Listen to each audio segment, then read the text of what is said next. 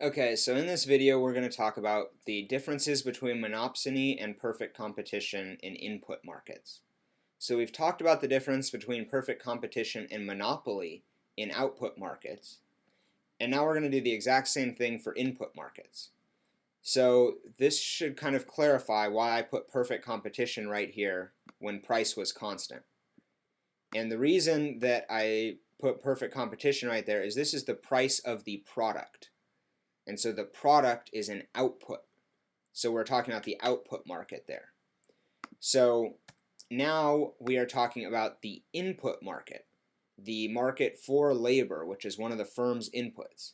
And so monopsony is what we've already talked about a bunch. It's what occurs if the firm is the only hirer in a labor market, is the only person hiring. But what if it's not the only person hiring? Kind of what's the difference? So that's the question we're going to answer in this video.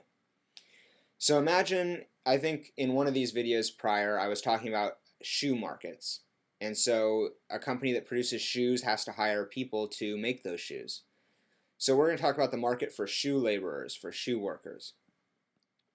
So if that market is very, very large, no single firm is going to have any pricing power whatsoever.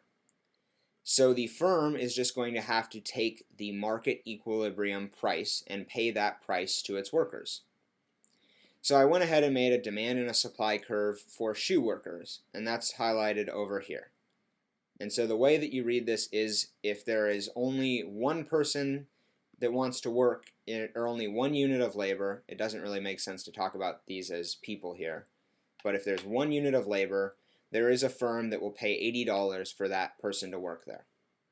If two people want to work, there's a firm or there are firms that will pay $70. If 3 units of labor want to work, the market rate will be $60. If 4 units of labor want to work, the market will pay $50 and so on. And then same thing for supply. So when you put those two together, you get this graph over here, and this is our normal supply and demand diagram. And we see that the equilibrium price is going to be $50, and that 4 units of labor are going to be hired in the entire market. So now we're going to go over and we're going to see what happens to our diagram for the monopsony if we now change this to just one firm in a perfectly competitive input market. So no longer a monopsony.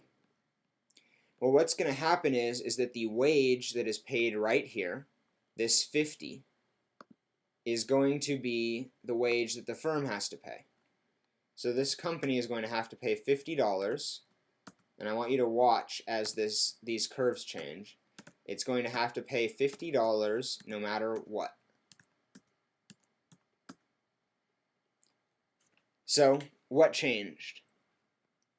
The supply of labor now became a constant line at 50. And I wanted these to line up, so I'm going to just kind of shift this for a second so that this line right here is the same as the line that's coming off over here. So that's where we're getting that 50 from.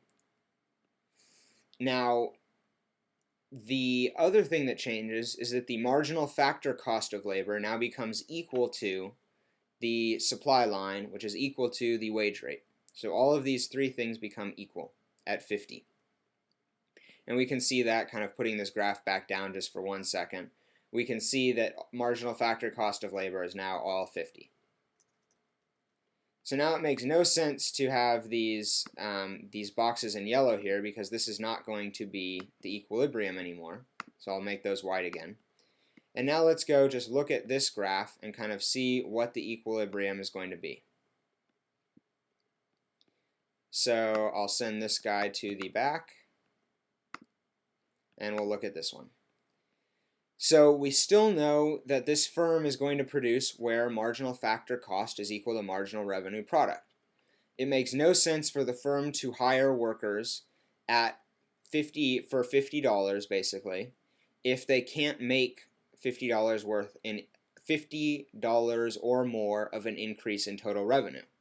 So these workers have to basically earn their keep. They have to make enough for the company so that it makes sense for the company to pay them. But what's different now is that both the marginal factor cost line and the supply of labor line are exactly the same. And so all we do is find where the marginal revenue product, this blue line, is exactly equal to the red and the green lines. And so it's right here. It's somewhere in between 5 and 6 workers.